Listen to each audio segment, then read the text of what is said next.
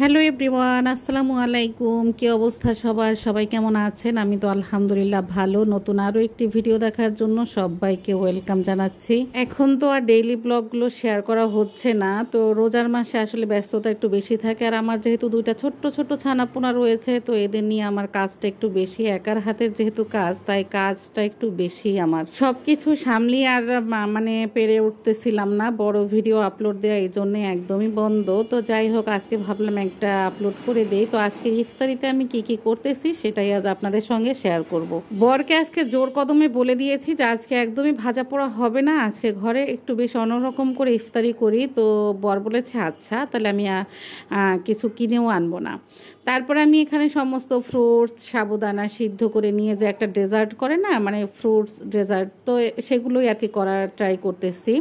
আর এটা খেলে কিন্তু ইফতারের পর অনেক বেশি ভালো লাগে, খুব ভালো লাগে। তো এটা হলো প্রাণ যে লাচ্ছা সেমাইটা আছে একদম ঝুরঝুরা, ওইটা আমি একটু ভেজে নিয়ে এসে উপর দিয়ে দিয়েছি। তারপরে হলো এখানে একটু গুঁড়া পাউডার দিচ্ছি, মানে মিল্ক গুঁড়া পাউডার দিয়ে দিলাম একটু স্বাদটা বাড়ানোর জন্য আর কি। তো দিয়ে দিলাম। এখানে আমি একটুখানি রেখে দিয়েছি, পরে এটা আমার বর অবশ্যই সে পুরোটা আবার ঢেলে দিয়েছিল। যাই হোক, তারপরে এর উপর থেকে আমি একটু রুয়াফজা দিয়ে দিচ্ছি। আর রুয়াফজাটা কিন্তু আমার আমান সোনা ভীষণ পছন্দ করে, তো এটাও একটু এখান থেকে দিয়ে দিলাম। আর ওপাশে কিন্তু আমার চুলোতে আমি নুডলস রান্না করতেছি। তো আমার বরকে আর আমার বাচ্চাদের বলে দিয়েছিলাম যে আজকে আমাদের ইফতারিতে ডেজার্ট আর নুডলস হবে। তো বাচ্চারা তো মহা খুশি, বাচ্চারাও বলছে আচ্ছা বেশ, অনেক দিন ভাজা পোড়া খেয়ে খেয়ে না একদম অনিচ্ছা চলে আসছে। তাছাড়া আমি একদমই ভাজা খেতে পারি না, ভাজা খাওয়ার পর আমার পানি খেতে খেতে গলা অবধি চলে আসে, তারপর আমি সাহারিতেও কিচ্ছু খেতে পারি না। আর এদিকে আমার বরমশাই দেখেন আমি এতবার নিষেধ করার পরেও সে ইফতারি কিনে নিয়ে আসছে, আমি বানাবো না তার জন্য সে নিয়ে আসছে। আর আমি রাগ করব বলে সে আমাকে বলেই দিল যে শোনো, এই রমজান মাসে ভাজা পোড়া হলো ইফতারি, মানে টেবিলের সৌন্দর্য, এটা না থাকলে টেবিলের সৌন্দর্যই নষ্ট হয়ে যায়। কি একটা অবস্থা বলেন।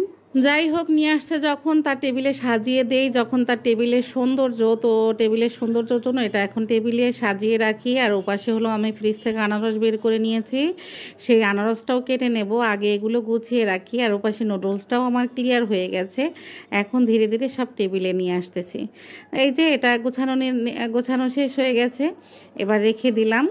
আর এপাশে হলো আনারসটাও কাটা শেষ হয়ে গেছে, তো ধীরে ধীরে সব কিছু টেবিলে নিয়ে আসছি। এই যে আনারস কাটা ক্লিয়ার। এই রমজানে না দুইটা জিনিস আমাকে তৃপ্তি দিতে পারেনি, এক হলো তরমুজ আর এক হলো আনারস। এই দুইটা জিনিস খুব ভালো লাগছে, মানে ফ্রিজে রাখার পরে যে একটা ঠান্ডা ঠান্ডা, মানে খাওয়ার পরে আলাদাই একটা তৃপ্তি পাওয়া যায়। আর আমার ঘরে কিন্তু সব সময় সুপি নুডলস হয়, কিন্তু আজকে একটু ঝুরা নুডলস করেছি, মানে ভাজা নুডলস। যাই হোক, একটু অন্যরকম করেছি যাতে ভালো লাগে আর কি। আর খেজুর তো আছেই। তো এই যে এটাই ছিল আমাদের খাবার। আর এপাশে হলো মুস্কান সোনা খাচ্ছে। তো এই ছিল আজকে শেয়ারিং, আজকের মতো বিদায় নিচ্ছি। আল্লাহ হাফেজ।